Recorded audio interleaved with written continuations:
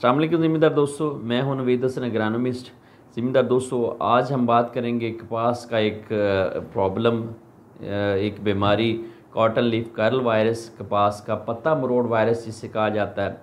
उसकी अलामात क्या हैं, उसके नुकसानात क्या हैं, उसको हम कंट्रोल कैसे कर सकते हैं। तो हम वीडियो शुरू करते हैं। सबसे पहले बात करते हैं कि इसकी वजह क्यों ये प्रॉब्लम आता है। ये एक वायरस है जिसका नाम है CLCV, cotton leaf curl virus. उसकी वजह से ये प्रॉब्लम आता है कपास के खेतों में। और हमें आम तौर पे इसकी अलामात कैसी नज़र आती हैं। अगर हम खेत में जाएं तो हमें कपास के जो पत्ते हैं वो चुड़मुड़े से पत्ते नज़र आएंगे। पत्तों के जो शेप है वो कपनुमा प्याला, वो ऊपर को वो उठे हुए होंगे। और जो पत्ते की जो रगें हैं वो निचली साइड से अगर देखेंगे तो पत्ते की जो रगें हैं वो फूली हुई होंगी और गहरे सब्ज़ रंग की वो उसकी रगें हो जाएगी। और पौधे की जो बढ़ोतरी है वो रुक जाती है और पौधे की जो अल्टीमेटली ग्रोथ है, पैदावार है, वो हमें कम नज़र आती है। अब हम इस मौजी मर्ज़ को कंट्रोल करने के लिए हमें क्या करना चाहिए। एक तो सबसे पहला जो और अच्छा जो कंट्रोल है कि हम ऐसी वैरायटीज़ लगाएं ना जिन पे वायरस का अटैक होता है। वायरस रेजिस्टेंट वैरायटीज़ लगाएं जिन पे वायरस का अटैक कम अज़ कम होता है। तो इस तरीके से हम उससे इस बीमारी से बच सकते हैं। सेकंड नंबर पे, अगर हमने के खेत में लग गई इस तरह की वैरायटी और या खेत में वो शिफ्ट हो गया है, वायरस का अटैक हो गया है, तो हम फिर उसको कैसे मैनेज कर सकते हैं।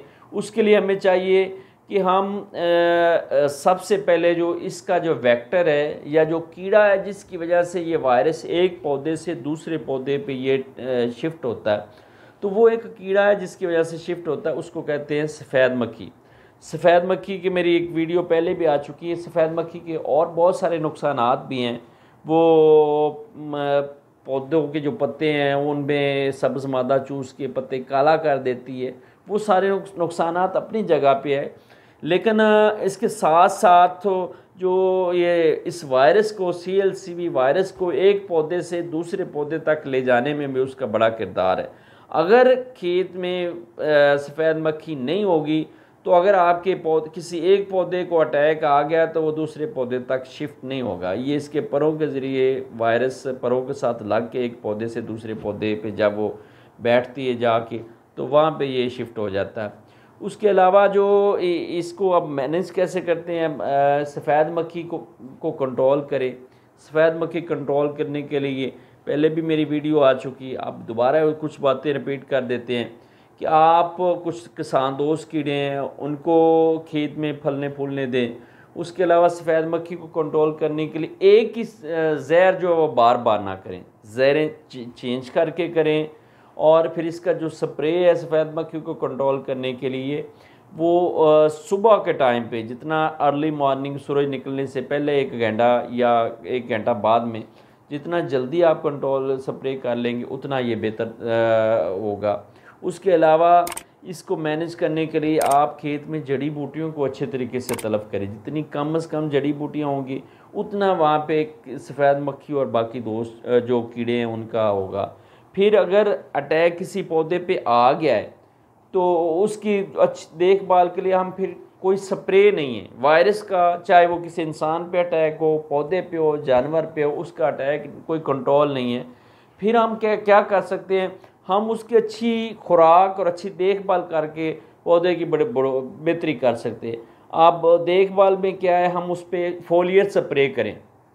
फोलियर स्प्रे में क्या आप कर सकते हैं, आप उसमें 200 ग्राम जिंक, उसके अलावा बोरान 200 ग्राम और साथ मैग्नीशियम सल्फेट 150 से 200 ग्राम, 2 किलो यूरिया, आप ये खेत में 60 दिन पे जाके एक स्प्रे करें।